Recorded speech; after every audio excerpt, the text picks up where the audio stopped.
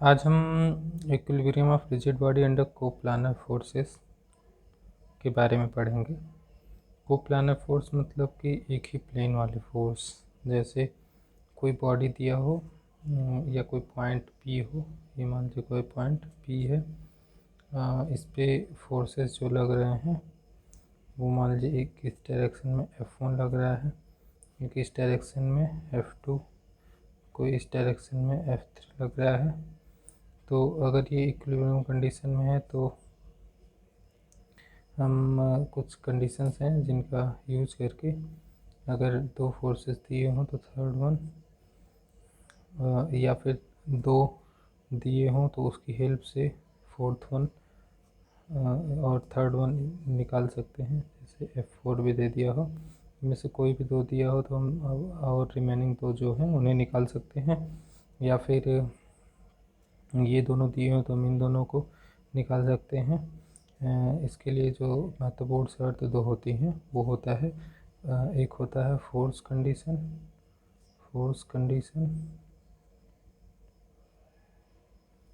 Condition होता है कि sum of total force along X axis should be zero. Similarly sum of total force along Y axis should also be zero. क्योंकि किसी plane में दो ही एक्सिस होंगे, एक्स और वाई एक्सिस। ये फोर्स कंडीशन हो गई। और दूसरी होती है टार्क कंडीशन। टार्क कंडीशन होता है कि एंटी क्लॉकवाइज जो टार्क होता है वो पॉजिटिव होना चाहिए और सम ऑफ टोटल टार्क जो होना है वो भी जीरो होना चाहिए। ये हमारी दो शर्तें हैं। एक होती है फोर्स कंडीशन, मतलब sum of total force along X axis should be zero, sum of total force along Y axis should be zero.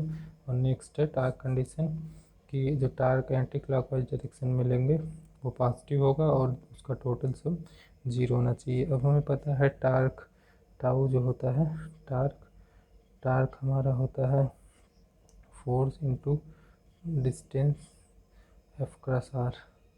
जो आर है फोर्स का परपेंडिकुलर डायरेक्शन या फिर परपेंडिकुलर डिस्टेंस होता है। जैसे कोई पॉइंट पी है और पता चला कि इस पर कोई फोर्स लग रहा है एफ इस डायरेक्शन में, और यहाँ से यहाँ तक की डिस्टेंस जो है वो आर है। तो ये परपेंडिकुलर जो शॉर्टेस्ट डिस्टेंस फोर्स और पॉइंट ऑफ एक्शन के बीच का है वही हमारा आर होता है। मतलब आर जो है परपेंडिकुलर डिस्टेंस है। मान लीजिए कि अगर हमारा फोर्स जो है ये कोई पॉइंट पी है, फोर्स से ये हमारा लग रहा है और ये भी एक रास्ता है, और भी बहुत सारे रास्ते हैं, लेकिन हम शॉर्टेस्ट डिस्टेंस लेंगे, मतलब पॉइंट ऑफ एक्शन और फोर्स के बीच का। तो इसीलिए हमारा ये आर होता है। तो टार्क बराबर एफ क्रॉस आर, इसी को हम लिख सकते हैं F into R into sine theta, जहाँ थीटा एफ और आर के बीच का एंगल है। अब अगर हम एफ से आर, एफ क्रॉस आर है, अपने राइट हैंड को एफ से आर की तरफ कर्ल करेंगे। जैसे हमारा ये मान लीजिए फोर्स हो गया इस डायरेक्शन में और आर ये है, तो हम फोर्स ये हमने फोर्स से आर की डायरेक्शन में कर्ल करना है। ये फोर्स की डायरेक्शन मान लीजिए होगी ये, और ये आर की डायरेक्शन हो गई, तो हम फोर्स से आर की डायरेक्शन में कर्ल करेंगे। तो जो हमारा थंब है वो हमारा अपवर्ड डायरेक्शन में जाएगा, और यदि अपवर्ड डायरेक्शन में जा रहा है तो हम टार्क को पॉजिटिव लेंगे, और यदि डाउनवर्ड डायरेक्शन में जा रहा है तो हम टार्क को निगेटिव लेंगे, मतलब एंटी क्लॉकवाइज लेंगे तो पॉजिटिव। यानी एंटी क्लॉकवाइज टार्क जो है हमारा पॉजिटिव होना चाहिए, एंटी क्लॉकवाइज टार्क पॉजिटिव, और हमारा क्लॉकवाइज जो टार्क है वो हो जाएगा निगेटिव। या फिर हम इसी को ऐसे कर सकते हैं, अगर थंब जो है थंब अपवर्ड डायरेक्शन में पॉइंट करे, थंब अपवर्ड डायरेक्शन में होएगा तो पॉजिटिव टार्क पॉजिटिव, थंब अगर डाउनवर्ड डायरेक्शन में चला गया डाउनवर्ड तो निगेटिव टार्क लेना है। तो हम इसे एक एग्जांपल से और बेहतरीन तरीके से समझ सकते हैं। आइए हम एक एग्जांपल करते हैं। जैसा कि फिगर में दिखाया हुआ है, कोई बीम है जिसका वेट जो है वो 600 न्यूटन दिया हुआ है, और इसके एंड पे एक 800 न्यूटन का कोई ब्लॉक हैंग कर रहा है, और 3L/4 डिस्टेंस पर कोई कार्ड लगा हुआ है जो 40 डिग्री के इंक्लाइनेशन पर है। हमें इस जो कार्ड है उसमें टेंशन की वैल्यू पता करनी है। तो हम वही कॉन्सेप्ट लगाएंगे, sum of total force in anti clockwise direction is positive and total जो सम है वो 0 होना चाहिए, जो कि हमने यहाँ पे लिखा हुआ था।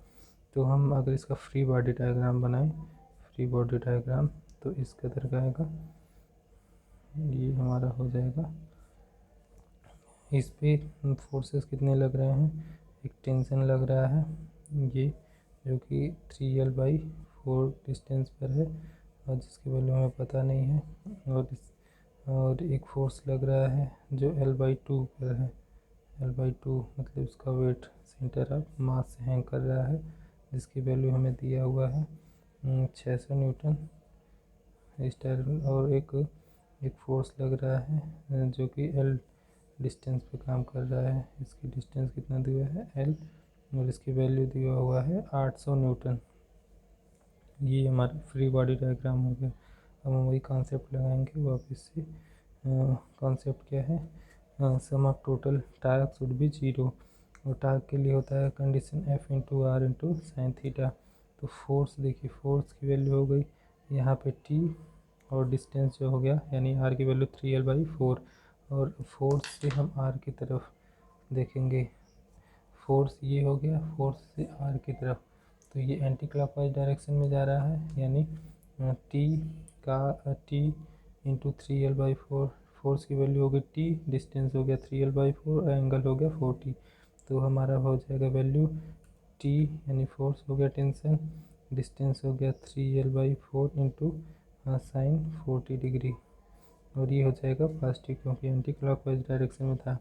अब यहाँ पे देखेंगे जो 600 न्यूटन हैंग कर रहा था L/2 डिस्टेंस पे, उसमें फोर्स की डायरेक्शन है नीचे की तरफ, और अगर हम अपने हाथ को कर्ल करेंगे F से R की तरफ, तो हैंड जो हमारा वो है वो नीचे चला जा रहा है, अंगूठा थंब जो है वो नीचे चला जा रहा है।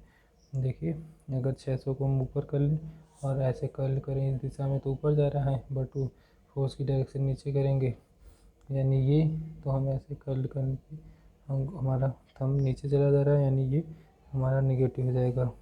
तो फोर्स की वैल्यू हो गई 600, और लेंथ की वैल्यू हो गई L/2, और ये जो डिस्टेंस है फोर्स इनके बीच में एंगल कितना है 90 डिग्री, तो इंटू साइन 90। इसी तरह से 800 के लिए भी नेगेटिव लगेगा क्योंकि इसमें भी थंब नीचे चला जाएगा। 800 इंटू डिस्टेंस हो गया L इंटू साइन 90 डिग्री। तो हम इसे सॉल्व कर लें, साइन 90 की वैल्यू 1 हो गई, ये 300 यानी 300L, इसकी वैल्यू हमारी हो जाएगी साइन 40। साइन 40 की हम वैल्यू रखेंगे, तो साइन 40 की वैल्यू हमारी आ जाएगी साइन 40, तो साइन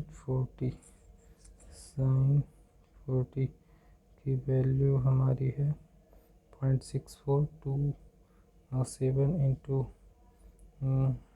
3L/4 इंटू 3 जो आया अपान में 4, इस टोटल की वैल्यू आ गई हमारी 0.482, तो 0.482 इंटू T माइनस इसकी वैल्यू आ गई 1, ये 300L माइनस इसकी वैल्यू आ जाएगी 800L इक्वल्स टू 0। ये हो गया, ये 3 और 8 1100 है बटे में ये, तो हमारे T की वैल्यू आ गई 1100 बटे में 4.82 इंटू L, डिवाइड कर दें तो ये हो जाएगा 1100 डिवाइडेड बाई 0.482, तो डिवाइड करने पर 2282 आ गया, 2282 L 0.15 L आ गया। L की वैल्यू हमें दिया हुआ है, लेंथ ऑफ बीम जो है, लेंथ ऑफ बीम वो होता है 2 मीटर दिया हुआ है, वैल्यू सब्स्टिट्यूट कर देंगे तो 2282.15 इंटू 2 वैल्यू करेंगे इंटू 2, तो हमें मिल जाएगा 4564 4564.15 31 न्यूटन। तो इस तरह से हमने टेंशन की वैल्यू निकाली। टेंशन की वैल्यू आ गई 4564.32 न्यूटन। और वो भी किस कॉन्सेप्ट से लगाया है, sum of total torque should be zero के कॉन्सेप्ट से। हम नेक्स्ट जो एग्जांपल है वो अगली वीडियो में पढ़ेंगे। ये हमारा था example number 1 on coplanar forces. Okay, thank you.